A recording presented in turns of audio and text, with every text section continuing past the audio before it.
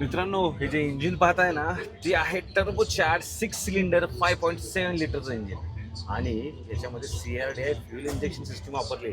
अहो पण हे जे इंजिन वापरले ते वापरले टाटा मोटरच्या जेनसेटमध्ये.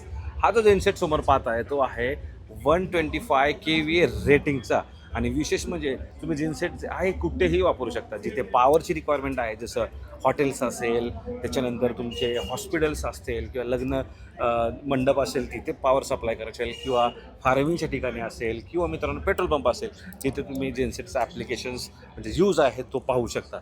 आता याच्यामध्ये बघा इन्सुलेशन बघ केलेलं आहे म्हणजे बाहेर आहे ना आवाज कमी येईल यासाठी.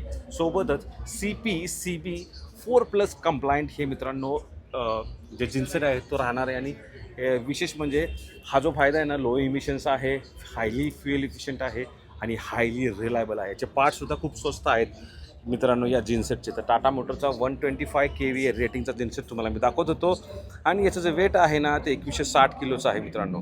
सोबत 160 BHP ची जी पॉवर आहे ना हे जिनसेट जनरेट करतं. टर्बो चार्ज इंजिन तुम्हाला मी आत्ताच बोललो. तर असंही मित्रांनो जिनसेट टाटा मोटरचं तुम्हाला समोर पाहायला मिळतं.